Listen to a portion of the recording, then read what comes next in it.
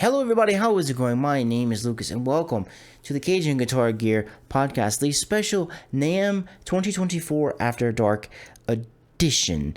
So I got the lights down low and the light will change based off of what is coming off of the screen. So that's if it looks crazy, that is why if you're watching. So got a lot of cool stuff from NAMM, so let's jump right in and check them right out. First thing I want to show you guys, because I know I'm going to forget, Diezel is launching a VH Mini Amp. It is in the BAD distribution center, which is Soldano, Friedman, Synergy, etc., Wampler. Apparently, this has been in a few other NAMMs before. I didn't quite see it the last time I went. The last two times I went to NAMM, I didn't see it. A couple people said they have seen it, so apparently it is in that booth. I could not find any videos of how it sounded, which is kind of disappointing because I'd really love to see how it sounds. A lot of fans of the VH. So what we're going to do now, we're going to jump into our guitar section, and then we'll look at amps at the very end. So new from Ernie Ball Music Man for 2024, we have the Revv Masad Artist Series Saber. What Music Man does is they'll take artists and they'll let them put their own spin on a particular model they already have. The Saber is kind of like it's a Strat, but it's not like a super shredder Strat. It's kind of like a more like a dad rock one, if you want to call that. It's kind of right in between like the JPs and the other like Strat models that they have. It's kind of like a boutique Strat, if you want to call it that. If you want to see all the changes Revv did to it, go watch his video that he made on this, and he'll give you the complete rundown on it. I know for sure he put a little carve and the lower horn right there to give access to the upper frets. So he has two colors. He has a Violet burst and a Frenzy Flame burst. Violet is like red and black with an ebony board. Looks really nice. Black hardware for both of them, and then the Frenzy Flame burst it's like black around the edges, and it has like this nice little natural to orange. They're both flame maple tops, by the way. The Frenzy Flame has looks like a roasted maple board, and then the Violet has a ebony board. These look really nice, and this is kind of like a Music Man that would be perfect for me, considering that it comes with his silo bare knuckle pickups right from the factory. Has push-pull electronics on it, and you can get single tones in position 1 and position 5. Comes with a mono case. That is the only new model they have, and they have a lot of new finishes. So for the Petrucci collection, it's all Majesties. Black frosting is like a stealth model. Her Majesty's Request is all white, and you have blue silk, gravity green, oxblood. Oxblood is kind of like a magenta looking one. I think the oxblood is new for the 8 strings. And for the BFR collection, you have like a blue top, a green top, and a red top with like flame maple. The only difference with the BFRs is the tops are a little bit more fancier. For the Stingrays, we have Stingray Special Base, new finishes and configurations. We have Genus Gold Candyman, which is red, Kiwi Green, Pacific Frost Burst, Bruley, which is a silver burst, Black Rock, which is kind of silver or gray, Hot Honey, which is natural, Ocean Sparkle, which is like a nice teal, Purple Sunset, which is a purple fade into natural, Jackpot, which is black with some gold hardware, Great Crush, which is great with black hardware, and Black, which is black with some silver hardware. And you do have a new BF4 that is going to be the Moonbeam. You can get that in 4 or 5 string with a new couple of different pickup configurations. For the Access, we have Honeypot, Charcoal, Cloud, Machado, which is like a green flame, and Wali Berry, I'm probably pronouncing that wrong, and it's like purple, and it has like a flame top going on it, and you can custom design any of the Stingray bases. So a nice good showing from Music Man. Their booth is always one of my favorite. Always love visiting at NAMM. Now, this is some big news. Now, Strandberg, which is famous for the Heli guitars, they're launching a Essentials line. So the Essentials line it's stripped down from the fact that it's solid colors, you get OEM pickups, you get good hardware on it, but the key thing is it's under $1,000. So after taxes, you're probably looking at maybe $1,200-1,300. These are probably all going to be available in Guitar Center in Sweetwater, like a lot of their other guitars are, and they come in some really cool colors. Light blue, you have Astrodust, which is just red. I should just call it red. And then you have a black granite. These are really nice. It comes with their new ESG hardware, I believe is what it is. Let me go back here. Yes, it comes with their new EGS. Yes, new EGS ARC hardware on it, which is it's a little bit more refined. And then the tuners at the top where the strings lock in, that is I think they redid that, and I think they might have also redid the ones in the back right here, or you actually like wind the string. They're keeping a lot of this stuff from the main lines, and they're bringing it on down to the lower lines. And this is a big deal because you do get the indoor neck on it, and everyone who's been wanting to get into a Strandberg, but they were just real out of their price range, this hits a nice good spot at 1K. It's really great. So now moving on to some more guitar news. EVH has introduced the SA126, which is essentially like the Wolfgang model. It looks like a 335, sort of with like the Axis sort of vibe to it. It does have a semi-hollow little cutout on it. The finishes are black. It's like black, orange to red burst. You have like a purple quilted top, and you have like an army green looking one. They all have natural bonding on the outside, and for the inlays, it's like little white dots on it. And some of them have the Mammoth logo at the 12th fret, because the one that Wolfgang is playing has that. Let me play a little bit for you here.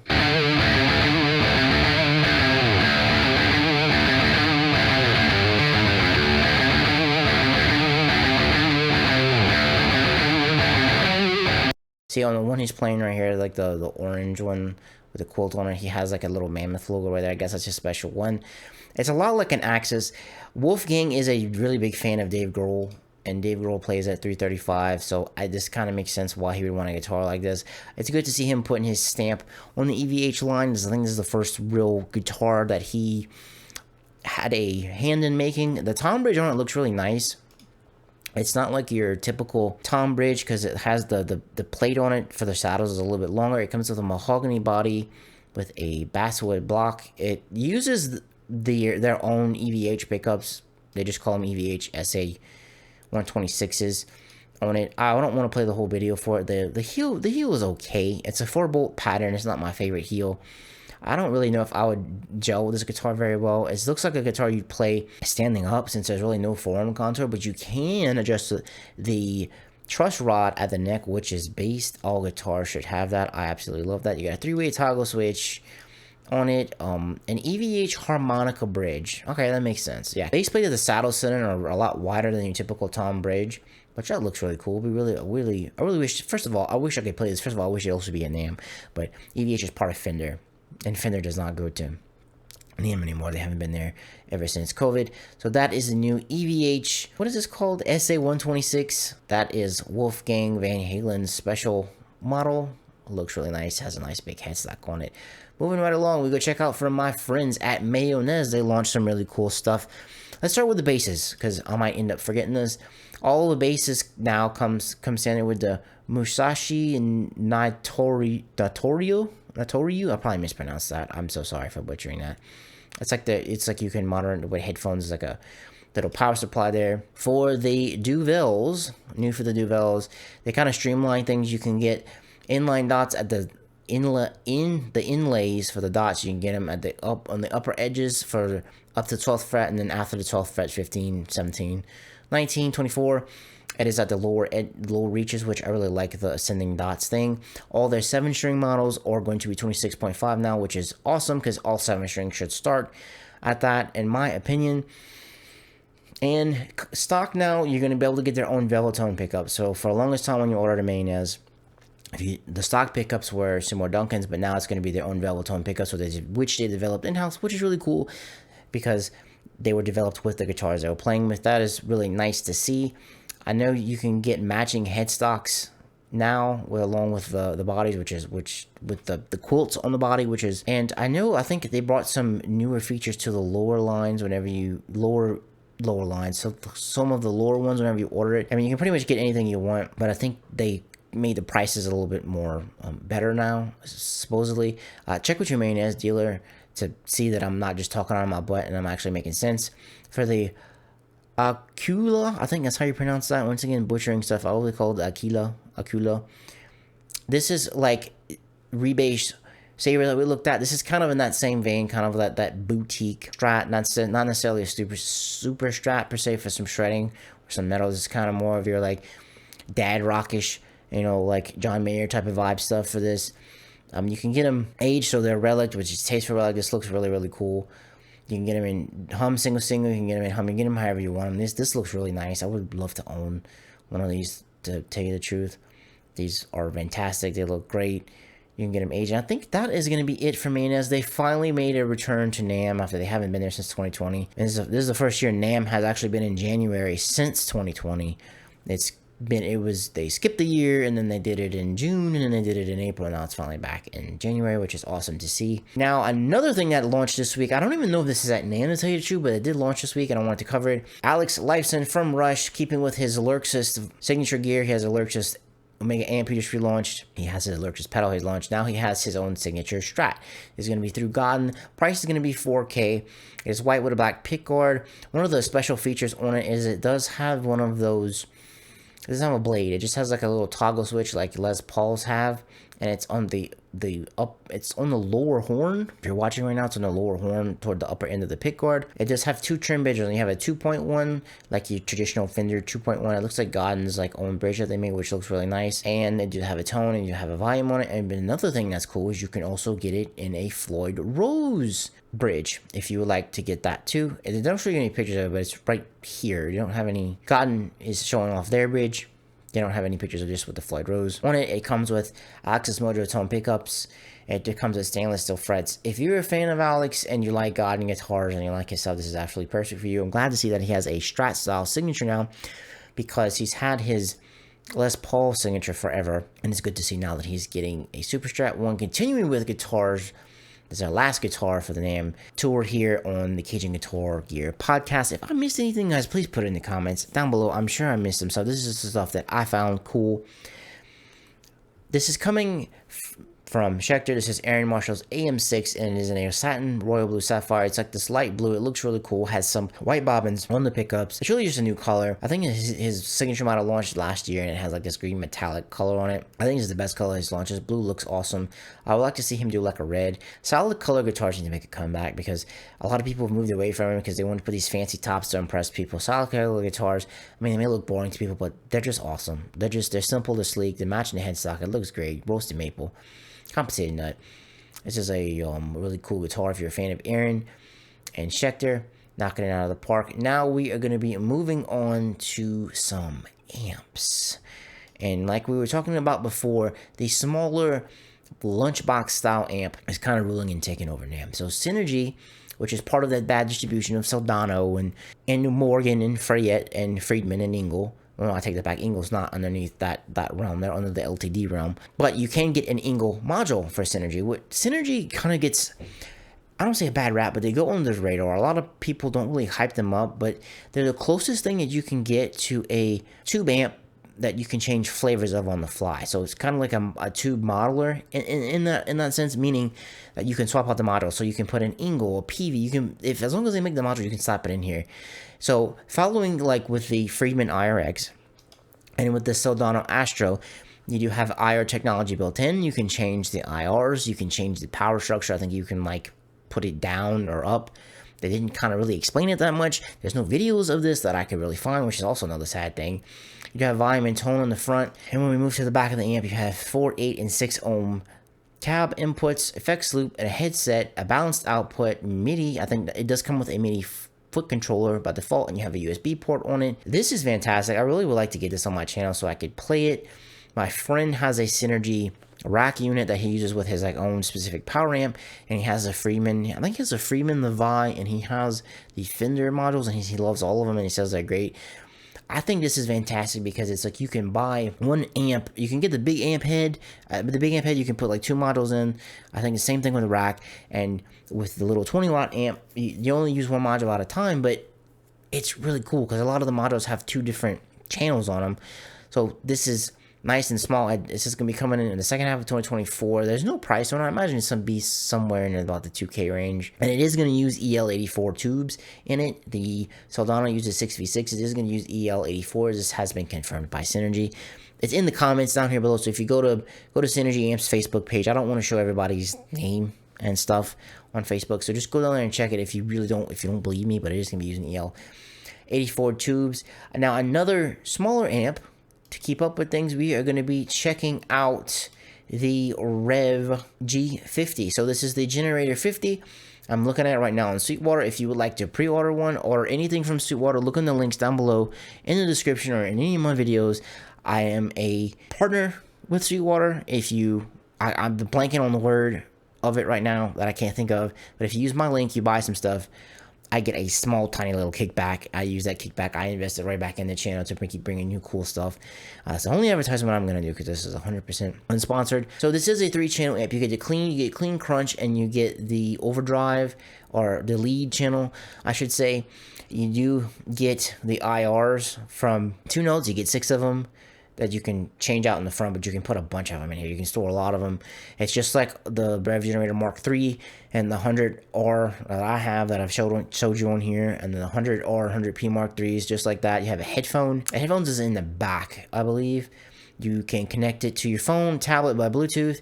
So the only little caveat here is that the second and third channels share EQ bands, and the aggression switches is also right there too. Whenever you are messing with it and going from, you know, blue and red for your aggressions, which is not really big of a deal, but I get it. They had to keep in a small form factor. This is kind of replacing the Dynamis 740 in a way.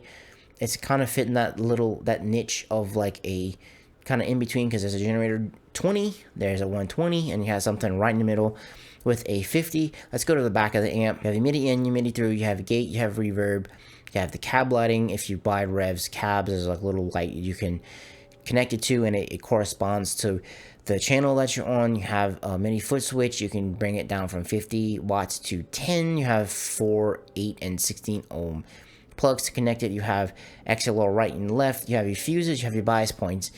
And you have your other fuses in there. So you're getting a lot. So the price on this is going to be $2,100, which I know some people are like, $2,100 for this amp, that's insane. That's kind of right on line, even with the Soldano, because the Soldano is 30 less watts, excuse me. And it's pretty much right on par with that. Some people were saying that the form factor of this looks a little weird. This is the same thing as the 720. Dynamis 720 was in, with this little configuration of the amp head. It's the same thing, so that makes sense that they reuse it. I think this is fantastic, because a lot of people have been pining for this. People are already pre-ordering it and ordering it. Revv dropped this a little bit before NAMM, like the day before, on their gear and beer little live that they normally do. I'm gonna play you the demo that Premier Guitar did with Sam. Sam works for Revv. It's also in some bands, Higher Lows and G, which is J.I. Go check them out. His bands are awesome. And the Premier Guitar demo that they did live at NAMM, it has some clipping in it, but I find it sounds better than the one they did at Sweetwater. They also did one at Sweetwater too, where Sam basically told you a lot of the same stuff I did. He walks you through it. I'm going to play you the intro part, and then I'm going to skip ahead to when they're playing the cleans. Sam and Dan basically talk about it too.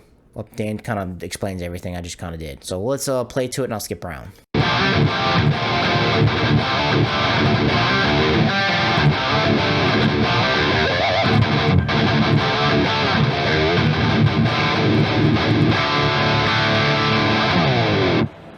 And the clipping that you're hearing, that is from the YouTube video. That is not from me.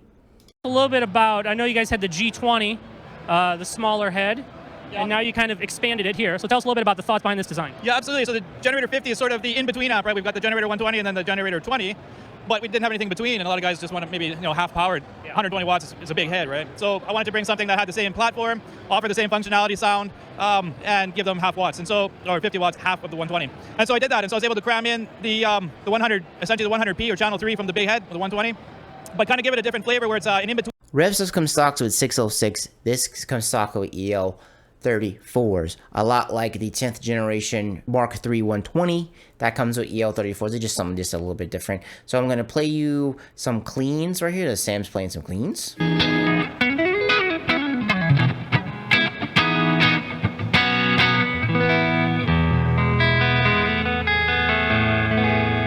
very, very clean. Yeah, the clean channel stays clean.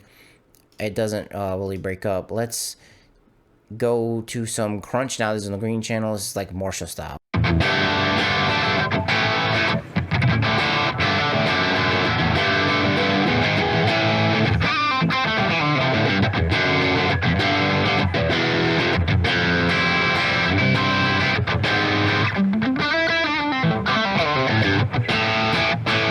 I also would like to point something out. If you've never been to NAMM before, NAMM is kind of like, you know how if you like walk into a Guitar Center and everyone's just beating on everything and you just kind of constantly getting assaulted by Sonics all day? That is essentially what NAMM is, except it's with guitars and drums and bass and cello and saxophone and trombone. And it's so much stuff at all these different halls, and then it's sound getting blasted.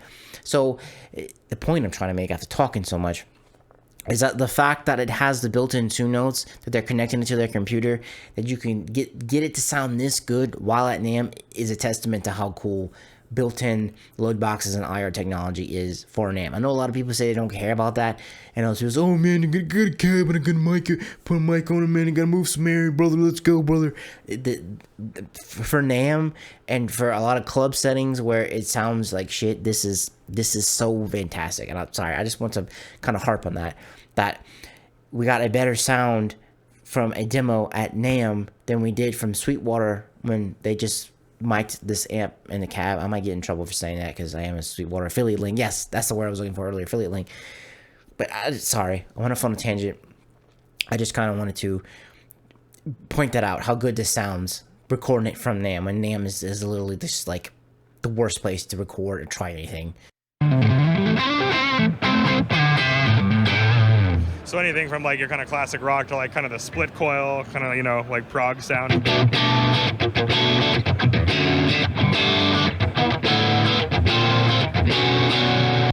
So as you can see, you can do a lot of stuff even with the green channel. And now let's check out what everyone really wants to hear, and that's the purple channel, which is like your Soldano 5150 high gain Marshall stuff.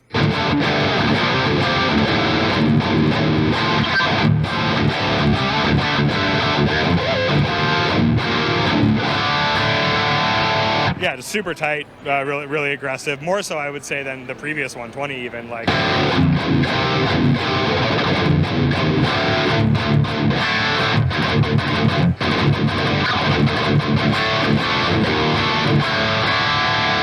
Yeah, and that's the kind of a rhythm tone I would go for with that. And it does have reverb as well. So for leads, you know, you can get a little bit of.